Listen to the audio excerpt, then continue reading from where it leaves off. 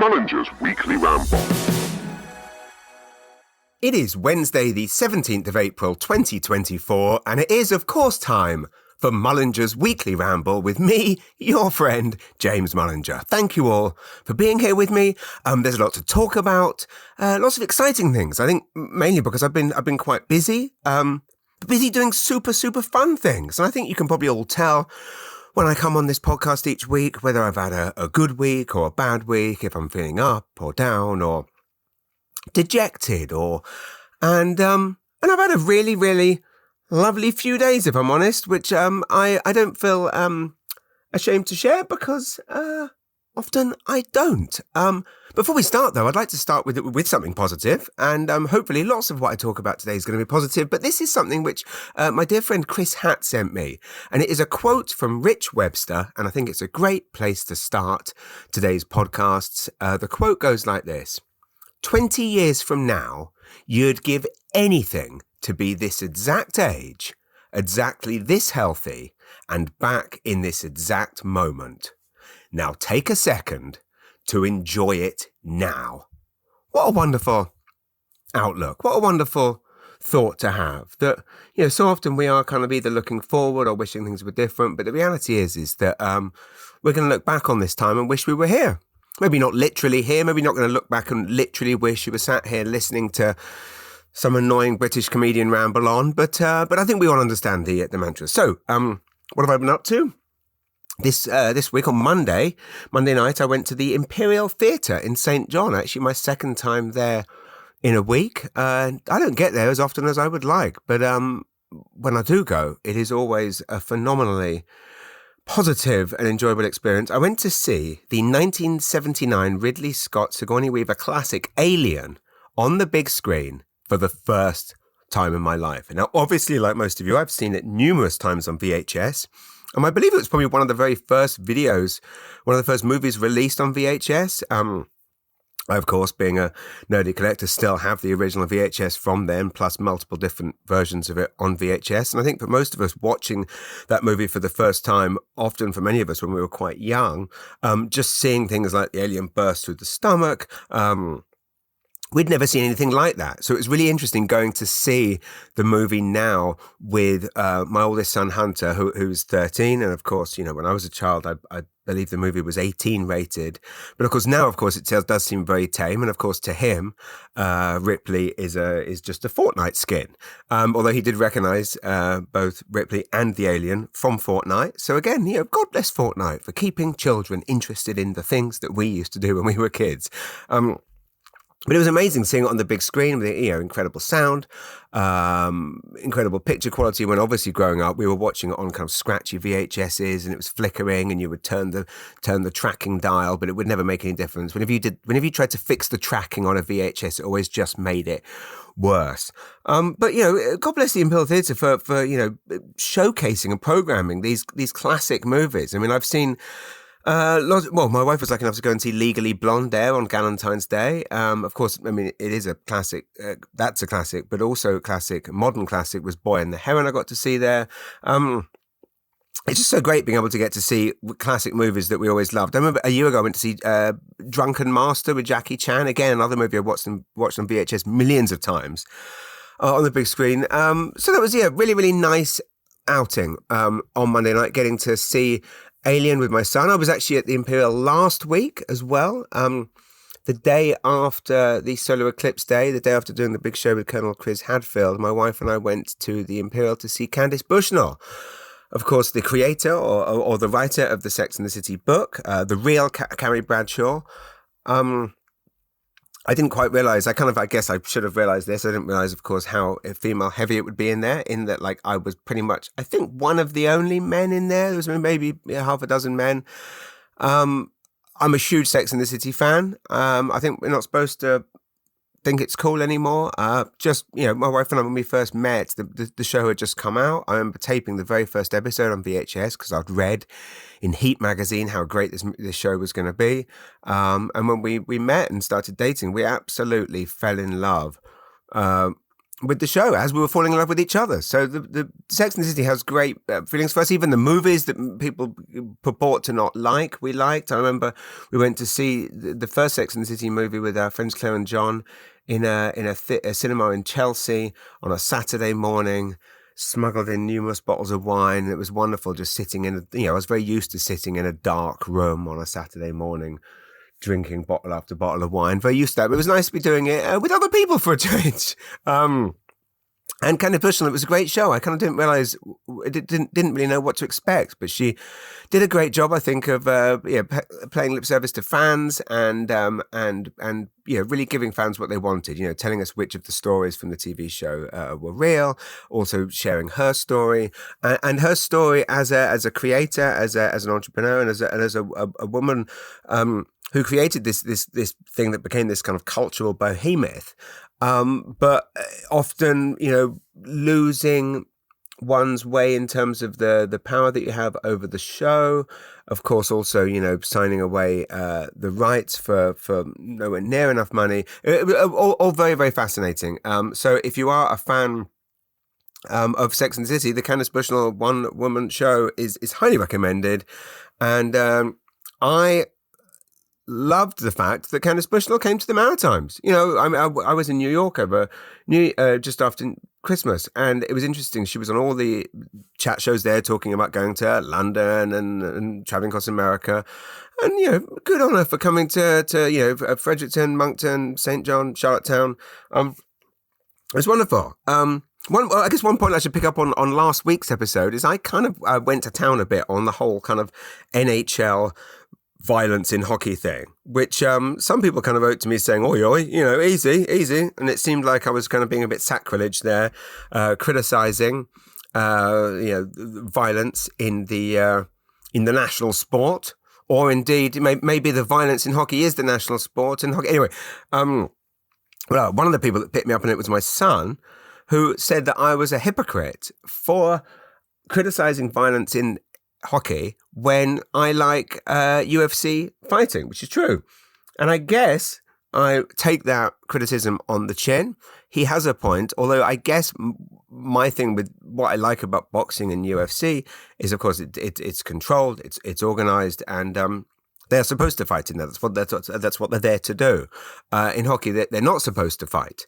So and it's all about, the examples that we set as role models and setting examples, especially when you are sporting heroes and superstars. But I am a fan of UFC. I'm very, very excited by the news that Conor McGregor is back after famously breaking his leg 2-3 years ago. I remember watching that fight live with my friends, the Armstrongs. Devastating moment when Conor McGregor. I have to admit, some people love him or hate him. I do like Conor McGregor. I mean, I admire someone that has literally worked that hard to get where they are. People are like, oh, he's a bit arrogant. Yeah. But I imagine he probably, probably need a bit of arrogance to be able to do what he does. He's fighting Andrew Chandler this June. I'm very excited about it. So I did some reading up on UFC because it's very interesting how that brand was built up and how when it started 20 years ago, like famously Senator John McCain, the late John McCain, compared it to human cockfighting. Cockfighting being two chicken cocks fighting, not obviously two men swinging there. Yeah. Cockfighting now. I've got a visual now. That would be quite interesting because I noticed that Dana White of UFC is trying to bring, has brought slap.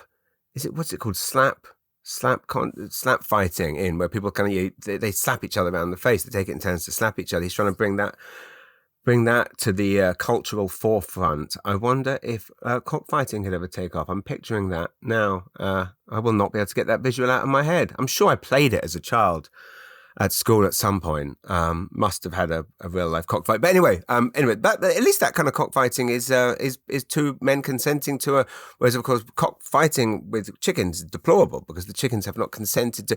I don't know how I got onto this. We're not even 10 minutes into the podcast. So anyway, my point is that he compared it to human cockfighting, meaning that it's this kind of, deplorable, violent thing. But because and maybe it was that criticism that led to UFC becoming very well controlled and very well medically advised. And as a result, it is an incredibly safe sport, so to speak, in terms of, an example being, how dangerous boxing is due to the number of blows to the head. Someone might receive, up to kind of 400 blows to the head during a boxing fight, whereas, of course, with UFC, you're kind of spreading that violence around. I know it sounds like I'm justifying, sounds like I'm like a torturer justifying torture. Anyway, I guess my point is that violence or fighting is supposed to be in the Ultimate Fighting Championship. Hockey isn't supposed to be violent. But I said that, and my son said, "You're wrong. It is supposed to be in it." So that's that. I guess I stand corrected. I was in the week at Prince Edward Island this past weekend.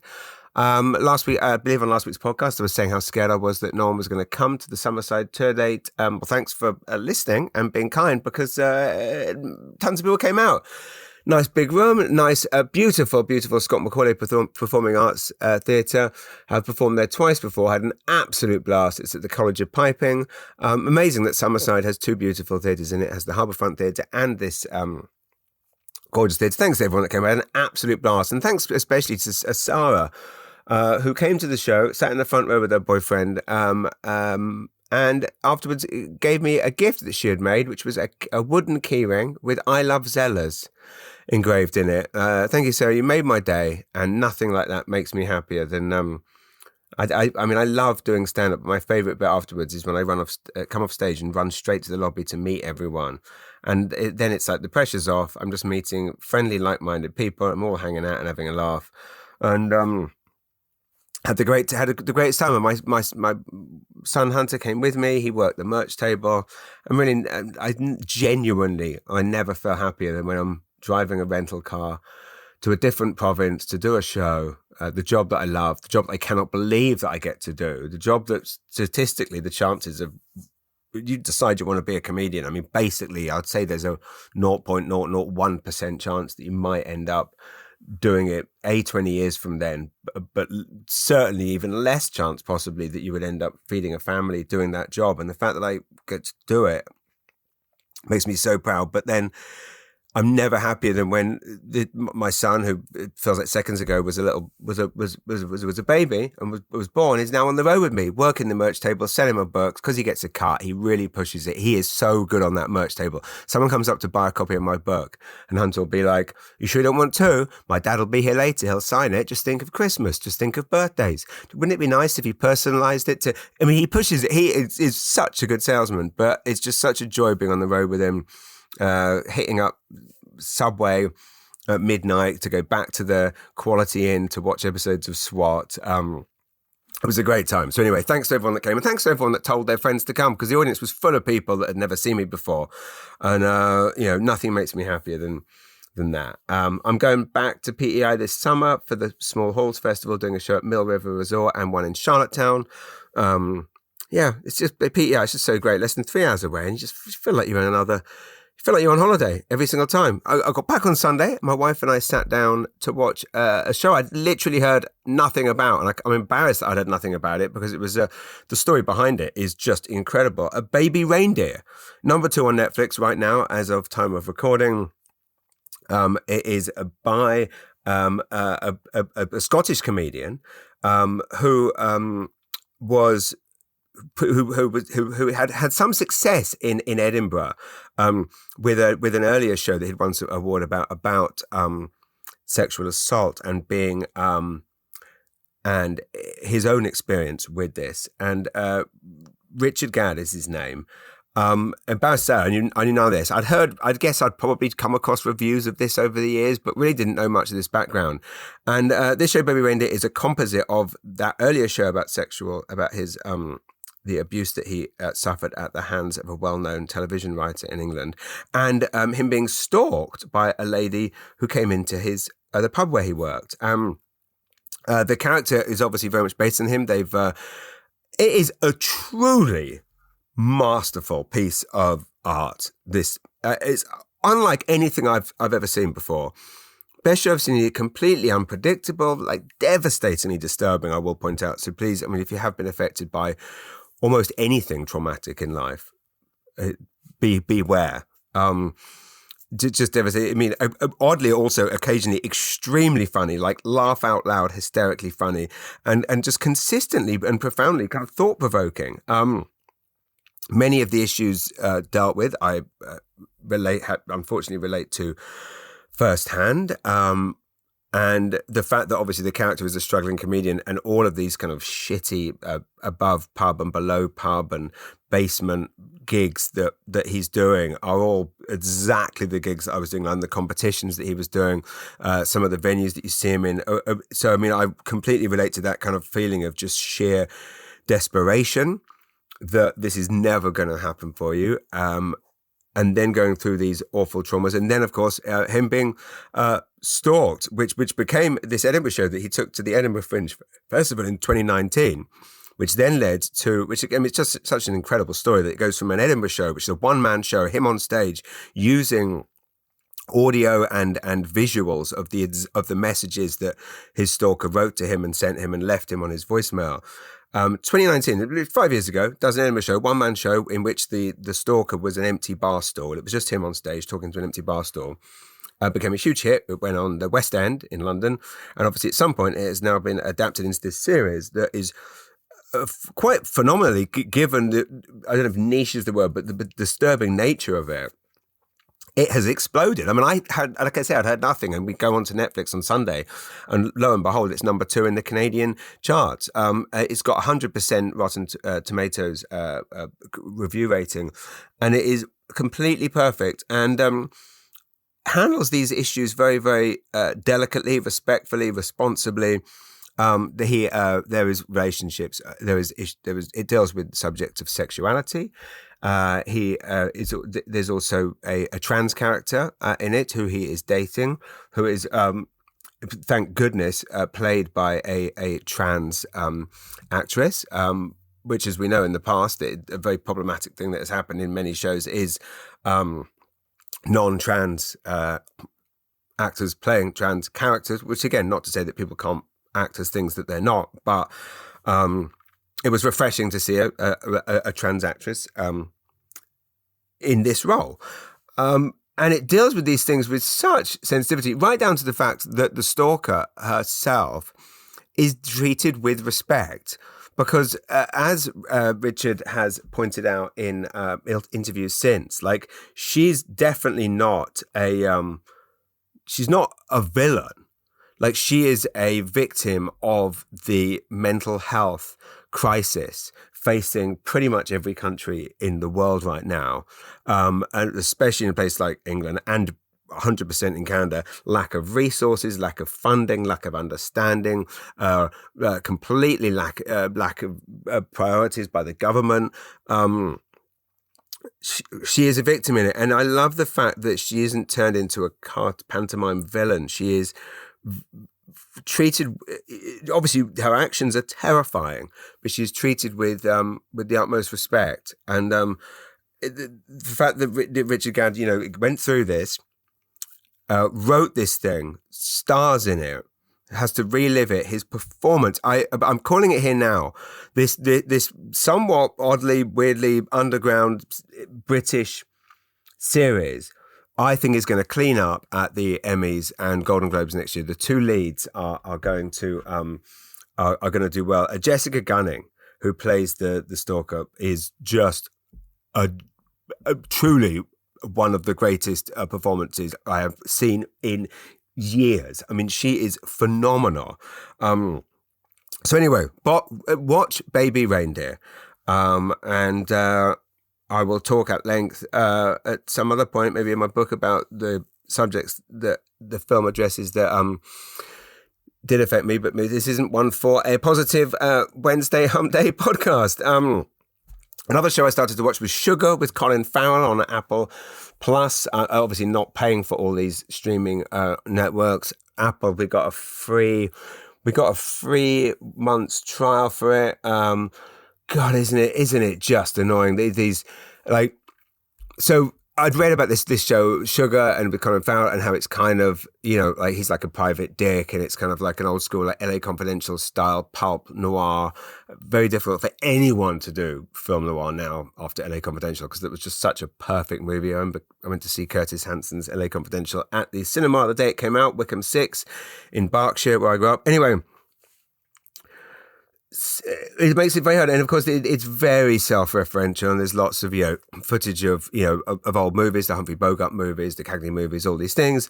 I kept reading online how there's this big twist halfway through that will either wow you or literally make you angry. I start watching it and then realize that there's only 3 episodes up there because Apple are releasing them week to week. So literally the combination of Apple releasing, you've got the whole season, just drop it at once. I've got invested in it. Well, I've got now wait a week for a 27-minute show, then another week. What is this, 1984? And then that combined with that money-grabbing bastard Bezos adding commercials to Amazon Prime movies and shows. We're going backwards. These bastards dragged us away from have I already talked about this on this show? Have I already banged on about this?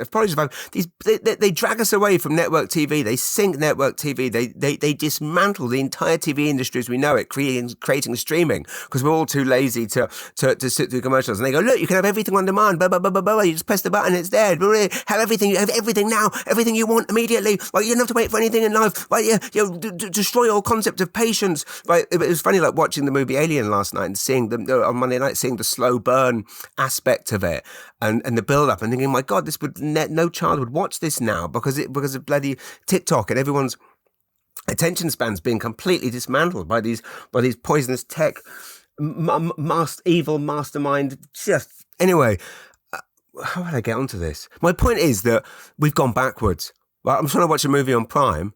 I'm watching shitty commercials. Really, Bezos? Bezos is sitting there on $60 gazillion dollars, and he's still trying to come up with ideas to fuck us out of more money. I mean, seriously, surely, Bezos, surely there's a limit. Surely you could go, just funded this nice new movie, Roadhouse, right? Conor McGregor, Jake Gyllenhaal, right? People are paying me a subscription, and I've got a gazillion dollars in the bank.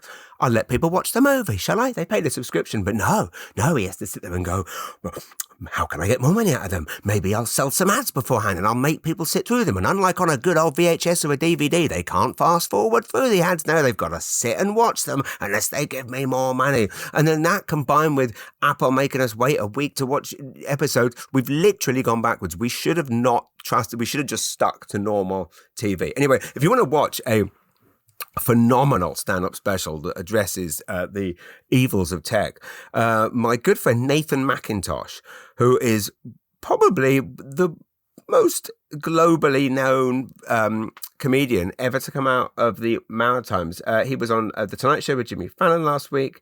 Kimmel? How do I get mad at my wife for not remembering which is which. Fallon. There's the one that does the Oscars that's often very funny, and there's the other one that laughs a lot and doesn't do much else. I think anyway, Nathan McIntosh has a stand-up special called Down with Tech. It was filmed at Village Underground at the Comedy Cellar in New York. It is an hour of just wall-to-wall brilliance. He is lambasting these evil tech geniuses as a wonderful line. And you can watch his set on The Tonight Show. He was on The Tonight Show last week. I believe he was born in Miramichi, grew up in Nova Scotia, and often comes back here to perform at Punchlines and in St. John and Yuck Yucks in Halifax, which, by the way, I will be at in early May. 2 shows at Yuck Yucks Halifax. Close bracket, ADHD kicking in big time, off the meds. Apologies for all the sidetracks and tangents. Nathan McIntosh's stand-up special, and he released one a year ago. New York Times picked it up as one of the best stand-up specials of the year, even though it was not that it was only on YouTube, but often when you self-finance and self-produce and self-release a stand-up special, like lots of us do, you don't get the recognition you deserve because, again, the evil tech masterminds at Netflix have this all locked down. But Nathan McIntosh got a huge respect for that last one, and then somehow a year later has come up with a whole new stand-up special with another hour of brand new material filmed at Comedy Cellar. I actually saw him at the Comedy Cellar when I was in New York at the start of the year. Went there massively, went to see him because I love him and he's a mate. And then Dave Attell, one of the greatest comedians of all time, was also on. And also we should watch Dave Attell. It was Dave Attell's special, Hot Cross Buns, on Netflix. Absolutely genius. And then who else was there? Andrew Schultz was there. So anyway, Nathan McIntosh, watch his special. And another stand-up special that I just watched this week was Sean Walsh, who some of you may or may not know. He's a British comedian who was on the path to huge success. Got cast in Strictly Come Dancing, which is the biggest biggest TV show probably in the UK. It's up there with, Britain's Got Talent and all that stuff.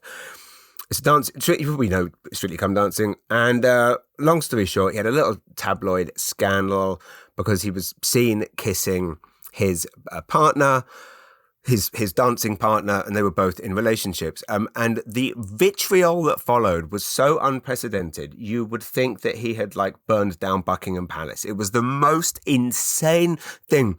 He was basically, he went from hero to zero overnight. And as hilarious as this is for the evil tabloids and the evil, to decimate this highly talented comedian and by all accounts very nice guy's life, and not to, we all make mistakes is what I'm saying, right? I'm not endorsing what they did, but they made a mistake. They had a few drinks, made a mistake. It's a private thing. He was torn just apart and was considered kind of toxic property. Basic career when it was destroyed overnight, all over this Kiss. And he released a stand-up special maybe 2 years ago called Kiss that was incredible about this whole thing. And he's just released a new one that just came out a few days ago, which I can't remember the name of. But my point is he released both of these on YouTube as well, self-released, no publicity, no PR hired, and it's one of the most hilarious and eye-opening. And again, of course, it deals with subjects like his father was a heroin addict. He does an incredible impression of Michael McIntyre doing a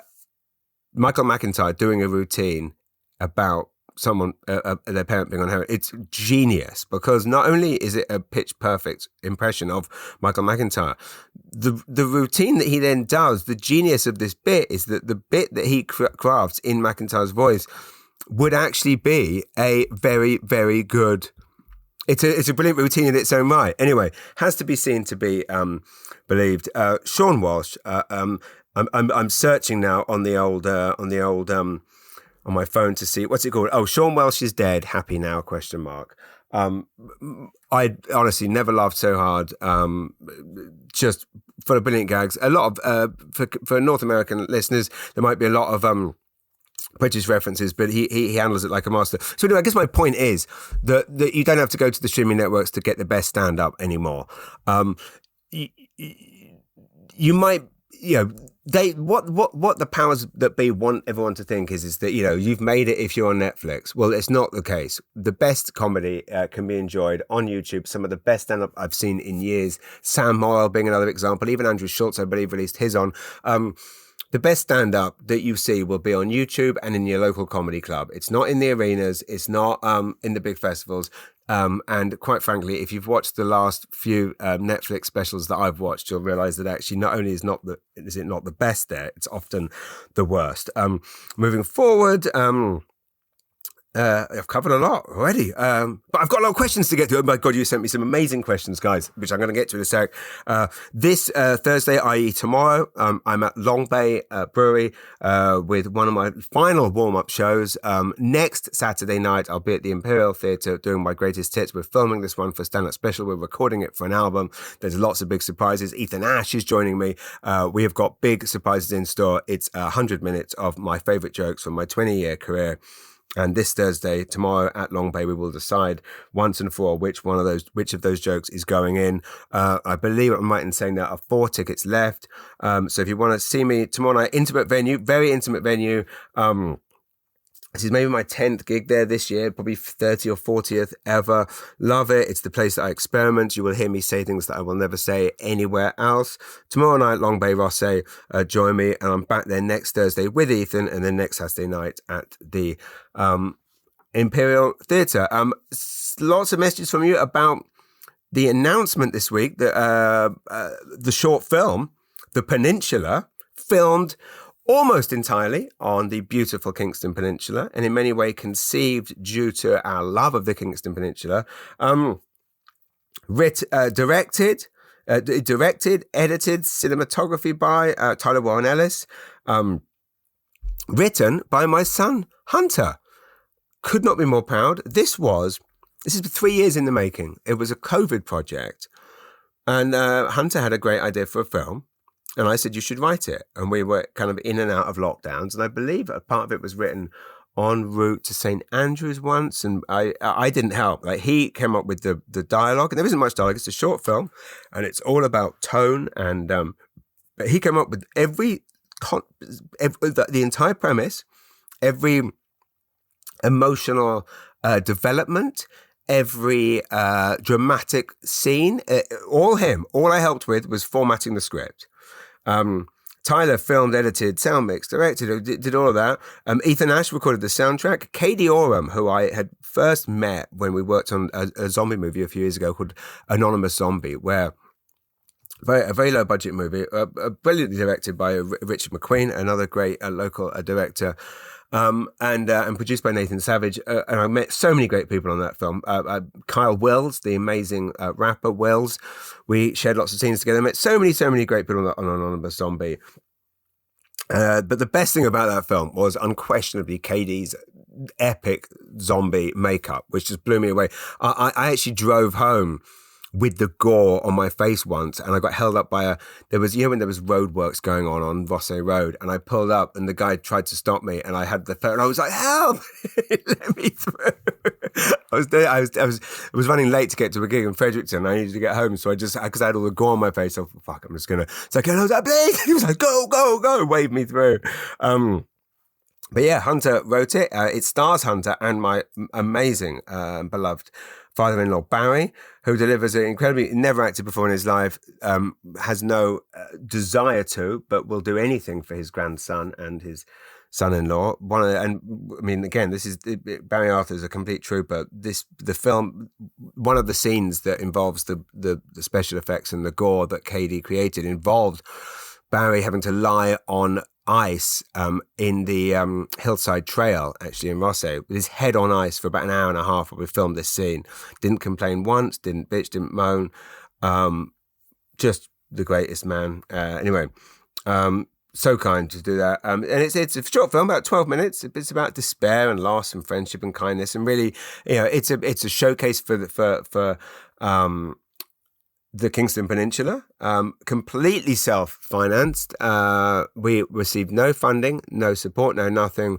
We all just chipped in and worked around the clock to do this thing. And I'm just so proud of it. And it's going to be at lots of film festivals this summer. I hope you all enjoy it. Got a few other TV projects on the go that is kind of exciting and stressful, in that I have there's one that I've been approached to act in, which is a sitcom filming this summer, and we're just trying to make the dates line up. And I have 3 other shows that I'm currently developing, should we say, 1 scripted and 2 unscripted. So we'll see where those go. Okay, questions. Let's go through the questions. Okay, I've got so many lovely questions here, and I will definitely keep this podcast to under 50 minutes. So, Sean and Jennifer Mooney, it is lovely to hear from you both. Happy to hear your recent episode that you had a blast in Montreal. Here's my question. The first time I became aware of your work was at a company Christmas party where you'd been booked. We had a great time, which has led to us seeing you in multiple venues over the years. I've heard other comedians discuss how corporate gigs can be a challenge. Bad time of day, the audience is drunk, tired, or not engaged. A bad location for stand-up. Without naming names, do you have any corporate gig horrors? Yes, horror stories. Yes, I do. Now, I will say up from the top, corporate gigs in England are a bloody nightmare because the audience is all of those things you just described. Drunk, tired, but mostly just very, very drunk. And they behave like barbarians because that kind of behavior is accepted in England. In Canada, it is way less accepted. I have never had a bad experience at a corporate gig in Canada other than just me bombing. In the audiences, they might be quiet, but they've never been aggressive or shouty or violent or abusive. Whereas in England, the corporate gigs can be an absolute shit show of carnage and violence and bottles flying. And just because that kind of thing is somewhat accepted. Although I will say I did actually once... I guess the worst I've seen is I turned up for a corporate gig in Miramichi, and I won't name names, but it was a company in Fredericton. As we know, you know how St. John's, when they want to misbehave and they need to get out of town, they go to St. Andrews to misbehave, which is a bit stupid because I thought that when I first moved to it. I'm like, oh, can't get away with anything around here. Come on, love, said to the missus. Come on. Let's go to the Algonquin for the weekend, get away, away from prying eyes, be a bit naughty. Drink a bit too much, you get there, every fucker from here's there. So it doesn't really work. For Fredericton, it's Miramichi, that's where they go. And I turn up, and it was a Fredericton-based company, very well-known company. And I arrive at this venue in Miramichi, and as I arrive, the boss is bundling a member of staff into a car, worryingly the driver's side, bundling him in, going, how many times have I told you, you can't be touching the women like that? I thought, holy shit, this is not going to be good. And it was not. Essentially standing in a corner shouting over people. And it's such a weird thing because, of course, in a corporate gig, you're being, generally, the brief is to be, generally for the most time, to be clean. So you can't treat, and you're there working for the company. So you can't treat them the way you would in a comedy club. In a comedy club, if someone gets out of hand or a bit rowdy or a bit chatty, you have it in your arsenal, and you also have the power and the permission to destroy that person, whatever it takes to get the room back to what they're all there to see, because people paid money to be there and they deserve a good show. So if you need to destroy someone, you can. Verbally destroy them. I mean, obviously not jump off stage and start Conor McGregoring them. Although I have been tempted. So generally in Canada, corporate gigs are always a joy. I love them. There are tricky aspects to it, like often the fact that, you are performing these in a room that is not designed for comedy. You're in a soulless corporate function room. My complaints generally are very boring ones, like the tech isn't very good, or the lighting is not very good, or the audience is too late, the audience is tired. The two worst ones out in England, though, were I went up to Burnley. And I remember this, I was with my agent. I might mention this in my book. And in the movie, The Comedian's Guide to Survival, that was based on my early years in comedy, this scene is depicted very, very vividly.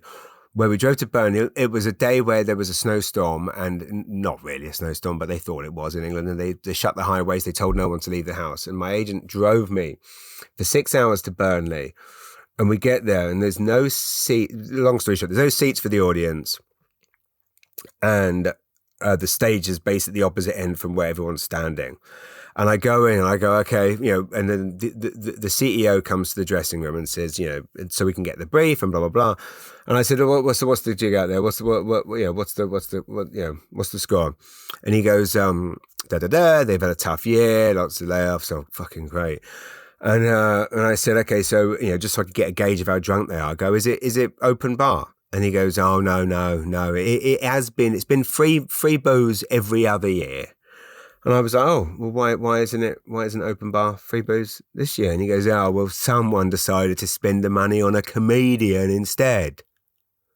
I said, you what? He goes, yeah. I said, do they know this? Like, do they all know that there's no free booze because of the bloody hiring of bloody me? And he's like, oh, yeah, there's been a bit of argy-bargy about that one. Holy shit, I've got to go and perform for hundreds of people who know that I am the only reason that there is no free booze at their party.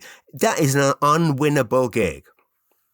And sure enough, it was a complete disaster. I mean, I won them over a bit. I kind of did a bit of a Bill Burr in Philadelphia thing and just basically started roasting the shit out of them, knowing that it was going to be a complete nightmare. And some of them liked it, some of them didn't. And it was just, when you kind of know, when something is already a disaster, you can kind of, I guess it's a bit like being in the trenches in the First World War. Yeah. Any heroic soldiers listening, they're thinking, oh, that's exactly what it's like. Yeah. Getting paid good money to stand in a corner of a pub, being shouted at for half an hour. Yeah, it's exactly what it was like, getting your limbs blasted off, watching all your friends dying around you. But a bit like being in the trenches, in that you, there's a bit of blitz spirit, should we say? Anyway.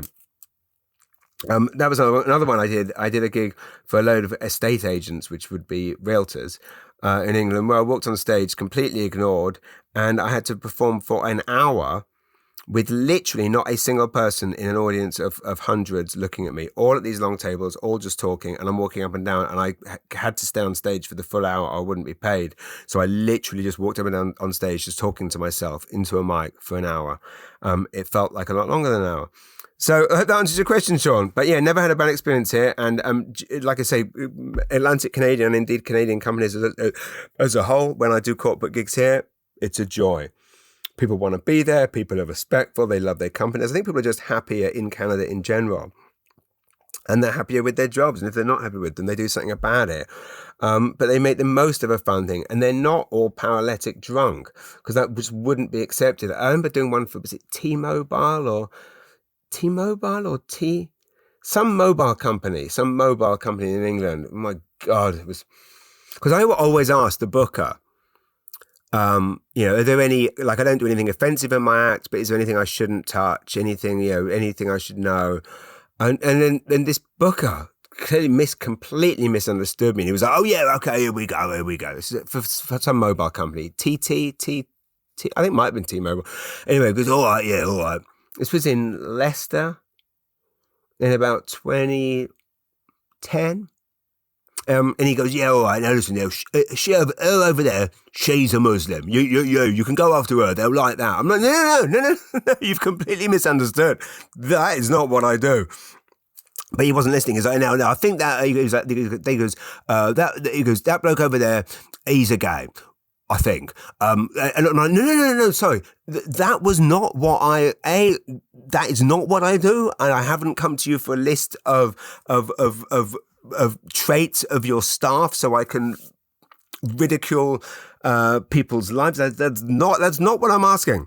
And clearly they wanted some kind of old school right-wing, racist, homophobic comment to come weirdly though, because I don't know why you would want to do that to your staff. But that is British CEOs for you. Anyway, on comedy, I have a question here from the amazing Caitlin Dean, a phenomenal human being, a phenomenal podcast. You should listen to her podcast, Living Large. It's hugely eye-opening, enlightening, profound, touching, all of the things that this wonderful woman herself is. She was, for many years, an amazing journalist, arguably one of the best that we've ever been lucky enough to have here. And she is now making her mark on the East Coast comedy scene, doing as many gigs as she can. And I haven't had the privilege or pleasure yet of seeing her perform. But since I love everything else about her, I have no doubt that I will thoroughly enjoy it. But I have heard from many people that she is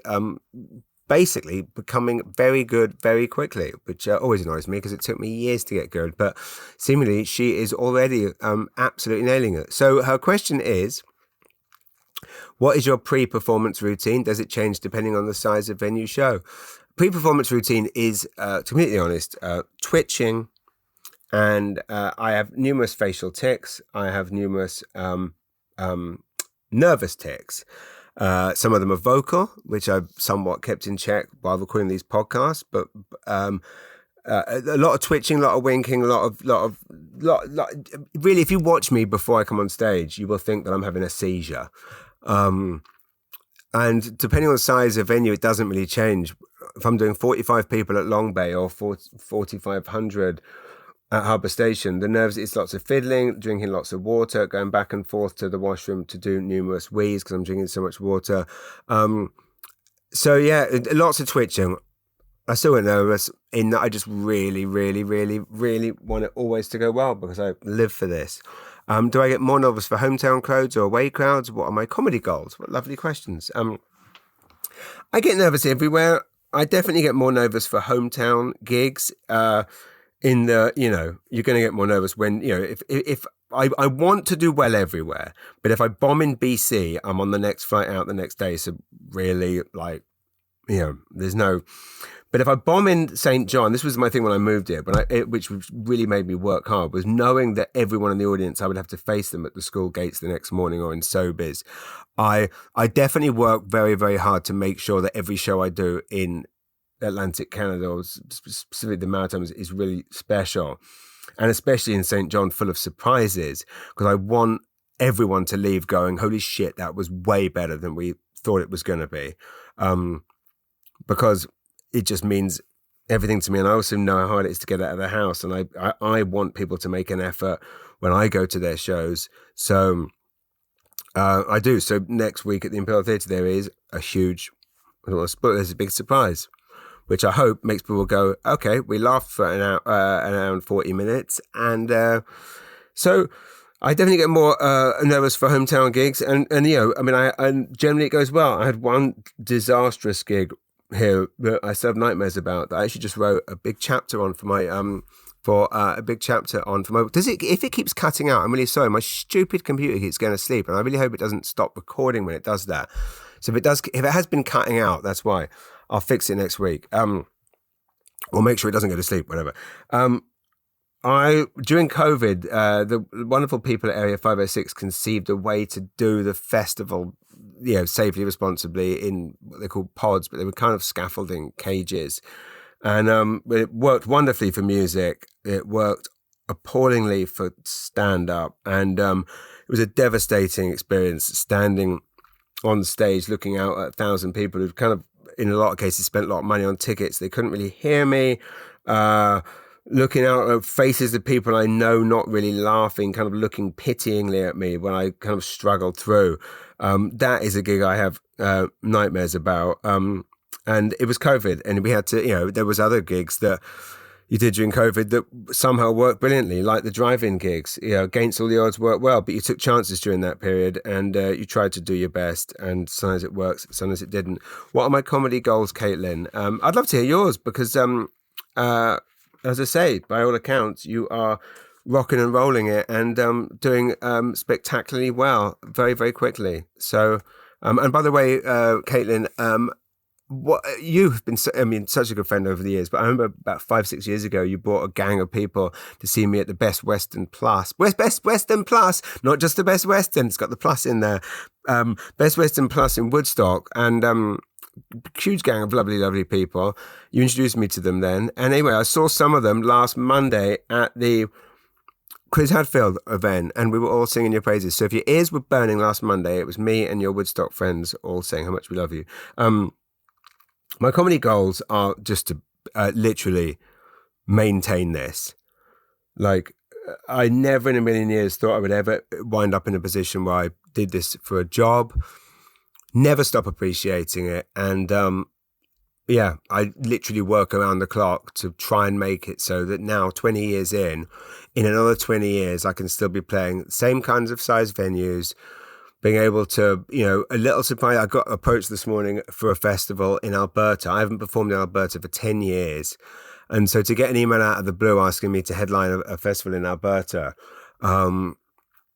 these little surprises come in every time you kind of feel a bit down, or you feel like you've been overlooked for stuff, or you feel like you're not getting opportunities that other people get. Suddenly these little surprises come up.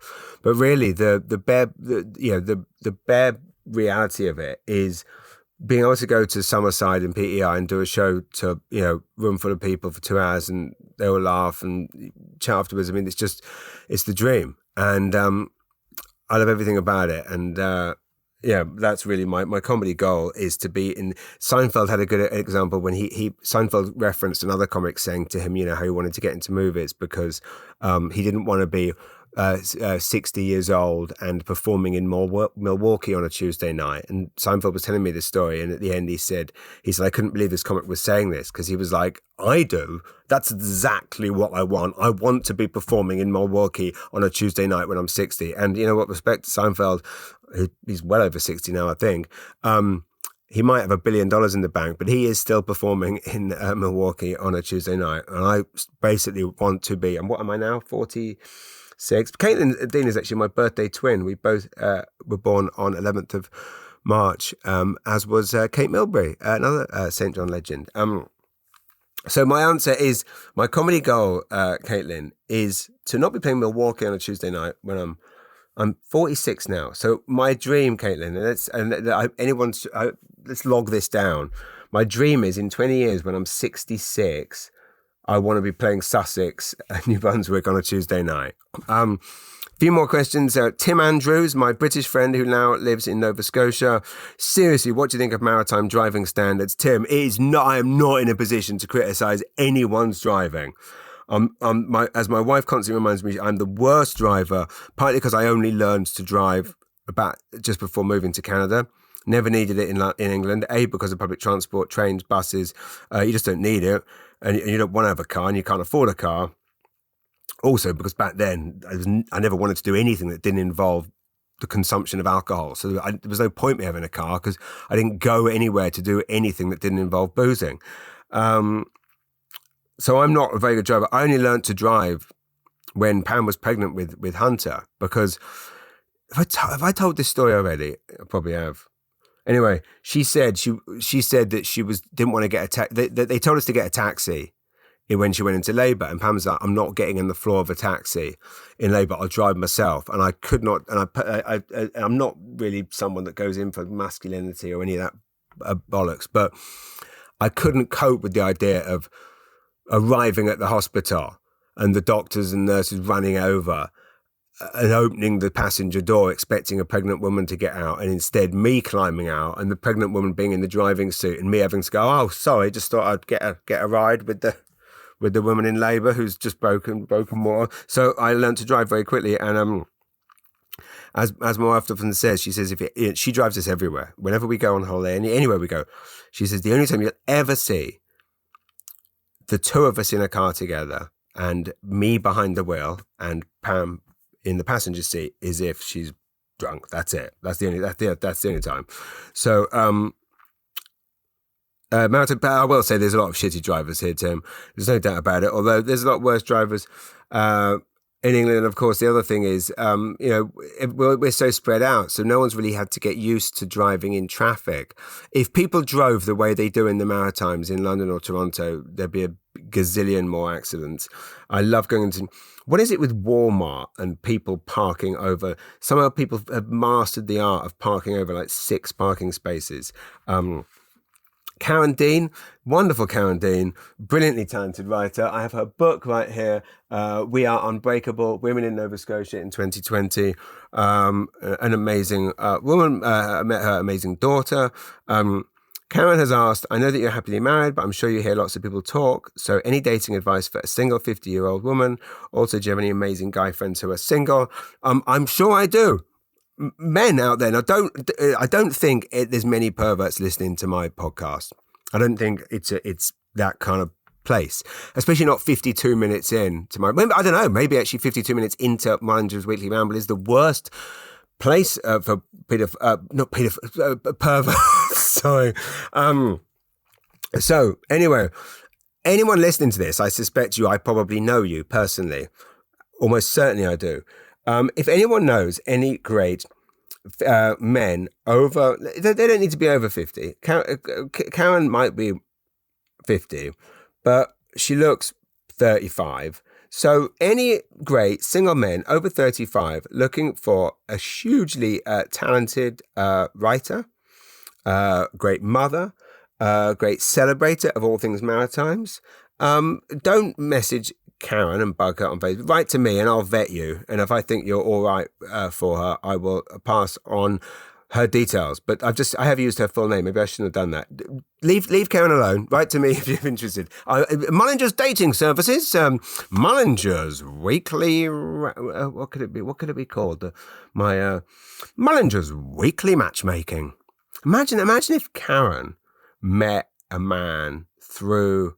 Is it a man you're after? Yes, guys. Imagine if Karen met a man through my podcast.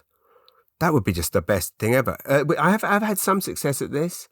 Jen and Dwayne came to see me for their first, second and third dates. They ended up married. Another couple had their first date to see me at the Astor Theatre in Liverpool, Nova Scotia. And then 2 years later, he proposed during my show at the Chester Playhouse. So I've got some form in this. Karen, you're awesome. And do I have dating advice? Don't meet men through my podcast.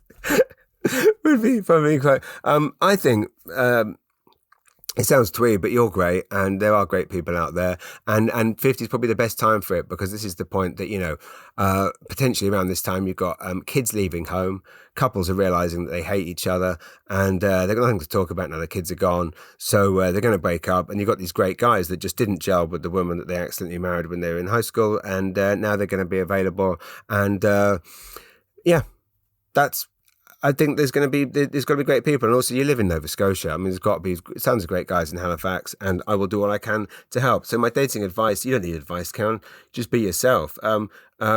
Any man you meet who you like, hand him your book, because really, I think that's my best dating advice: is that you need to be with a man who is not just as strong and as awesome as you, but you need to be with a man who is as a man who respects strong women. So my advice to all people listening to this would be gift a potential suitor, because now I'm a matchmaker in the 1700s. In the 1700s, give it a potential suitor. It isn't how you say it, is it? It's suitor. But why when I say it does it come out suitor? Suitor. If you are in Downton Abbey. Potential suitors. Sorry, my head keeps turning away from the mic, which is highly unprofessional, but I'm not a professional. Karen's book is called We Are Unbreakable, Women in Nova Scotia in 2020. Give a potential suitor Karen's book, or indeed any book by that book, definitely, and then another book by Amazing Strong Woman. What other amazing book can I think of? Well, I'm looking at books here. I've got The Feminine Mystique there by Betty Friedan. I've got lots of books by Bell Hooks. I've got our amazing friend Nancy Regan from Showing Off to Showing Up, who actually, it was through Nancy that Karen and I met. And by the way, Nancy Regan's book, From Showing Up to Showing Off, is available now on audiobook. So everyone should listen to that.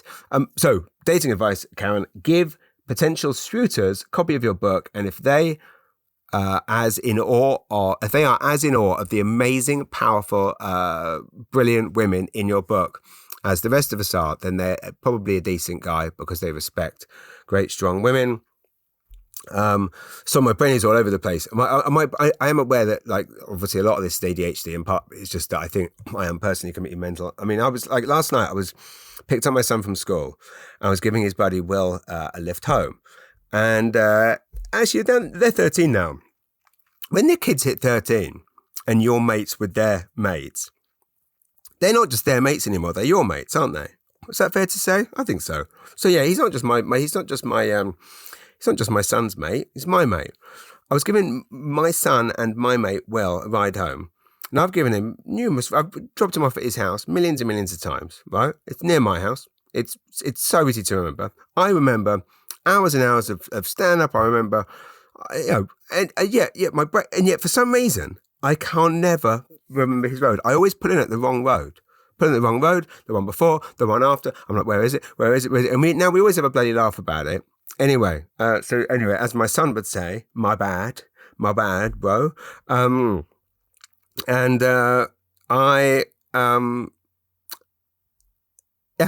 I don't know why anyway, last night we were having a laugh about that, and I said I would mention it today on the podcast, so I have. Final question before I leave you all. It's Philomena of Philomena and John. Luckily, we saw you at Joker's Comedy Club in lovely Richmond Hill, Ontario, and have been the fortunate recipients of your thoughtful and personal communications ever since. Love every single outreach. Well, thank you very much, Philomena. It was so lovely to meet you after the show, and I love keeping in touch with people who I meet after shows. I have some questions for your podcast that you may answer at your leisure. Well, thank you very much, Philomena. Thank you. Well, maybe I'll do some of them. There's 5 here. What's my wellness routine? How do I stay fit? Pacing, I understand, is the workout of the future. But do I do more? I do a lot. Not particularly intensively, but I have an amazing personal trainer once a week, and which is great for strength. Not so much that you would be able to see it in my physique, but it's useful to do. The great thing with the personal trainers, of course, they get you to do things that you would never normally do yourself, or have the knowledge to do yourself. But my daily routine when I'm home is the YMCA, which I absolutely love. The YMCA of St. John. I love the place. It's beautiful. It's clean. It's spotless. The people there, the people that work there, the community of people I've got to know there. And they're often, the people in there often cheer me up, because I often go in there feeling quite down first thing in the morning, and swimming is my thing. I'm not a very good swimmer. I do, essentially it's breaststroke, but really it's kind of a combination of doggy paddle and breaststroke and some kicking. But I'll do like 20 or 30 lengths, and it's how I clear my head, get ready for the day, wash away all those kind of like negative thoughts. And every now and again, some lovely lady will come up to me and say that she's listening to my podcast, and it'll make me suddenly feel happy, because I'm pathetic like that. And those things mean the world to me. So people just say nice things, or like they come and think, oh, I saw you on the social last week, and it's just nice, and you get to chat to people, and it's lovely. How do I stay so well organized? You remember everything and follow up so thoughtfully. Well, maybe, I don't know if I'm that well organized. I will just say, Philomena and John, you're both just such lovely people. Of course, I was going to stay in touch. I do keep ruthless lists, so I remember everything I need to do. But that's how I stay organized. And I'll read your third of your, and then the other 2 questions I'll do next week. How do you stay so incredibly grounded and personal as you are all about people first? Well, that's a really lovely thing to say. And I guess it is a question, even though it is also just a really lovely compliment. I guess I stay grounded because I'm just I'm just a grinding, jobbing comedian. There's no success necessarily to speak of, other than the success of doing a job that I really like, and having a family that I love, and being around them a lot, and that's it. And there's really nothing to not be grounded about, because there's no, what I do, I traipse around, I stay in, for the most part, occasionally I get to stay in gorgeous, beautiful hotels like Sutton Place, but for the most part I'm staying in budget hotels, driving cheap rental cars, living off Irving sandwiches. And, I do a job that I love, and I love making people laugh, but there's no room for ego in Canadian showbiz when you are the bottom rung of the ladder. But I don't need there to be, because like I say, this was the dream, and I'm living it, and I'm grounded and personal, because it just stems from a genuine love of people and meeting people, and appreciation for everyone. So thank you so much, Philomena and John. You know what? There's 2 more questions there that I'm going to quickly do. We know you have incredible energy. Do you get exhausted, and how do you manage it? I do get exhausted. I have naps, and I guess this is the blessing. People always say to me, "You're so busy." It's like, well, I am, but equally, when I had an office job, for some stupid reason, outside of Europe, bosses do not respect people napping during the day, which is frankly just undeniable, a steaming pile of bullshit, because every now and again you need a nap, and you ain't getting much done in a workplace if you're sat there dying for a nap. So I'll occasionally take a 15-minute nap, and I'll come back swinging. And I just wish more offices would respect that. And then, in Europe, obviously, bottle of wine for lunch, hour siesta, back to work. Although I don't know if that's necessarily the answer. Your final question, and this is what I will leave you all with, is Philomena asks, I worked in the special education field and you're having ADHD is challenging, I'm sure, but at the same time you're an inspiration. I don't think I am an inspiration to many, but it's very kind of you to say. What would you say to yourself, to those struggling with expectations? I guess, for want of a better phrase, it really is about lowering expectations. Don't have expectations, but don't have expectations. Just have the things that you want to do. And if you want to do them, you will get them done. And like everyone, I mean, I have this same ADHD, mindset where I wake up and there's a million things to do and I'm running around and I'm kind of half doing or quarter doing all of them, but not actually really finishing any of them. And you're not getting anything done because you're running around panicking. You're getting distracted. I'll do this. I'll see this. Or I'll hum into the dishwasher. I'll start an email. I'll do all these things. And then suddenly you panic do things, and you panic and you rush them, you do them too quickly, and then afterwards, then you've got this kind of feeling of like the dopamine hit in your brain, and suddenly you're all happy because you've done this thing, and then you have a crash, and then you're kind of worrying about the state of the world and the universe, and what's the point of life, and why were we put here, and how are we supposed to get through life, not knowing where we came from or where we're going or why we're here, and you have this kind of existential crisis, and really, that is my daily routine. But ultimately, I guess the way I see it is the stuff gets done, and don't set unrealistic expectations. Make a list and work your way through it. And the list just helps you not forget things. But don't beat yourself up if you don't get them done, because things can carry over to the next week. They're still written down. They're still going to get done. So lower the expectations. Just make the list and do what you can. And don't do what you can't do. And remember, the things popping up all the time. So if you get nothing done off the list, well, you still have got other things done because other things pop up. And also, there's things that are going to be there that you need to do, like emptying the dishwasher, that aren't on the list. So I hope that's helpful. Thank you all so much for listening. Thank you for your questions. This has been Mullinger's Weekly Ramble. Please do email me, comedy@jamesmullinger.com, if you would like your questions answered. I will see you all next week. Have a wonderful, wonderful weekend. And thanks for listening. Love ya.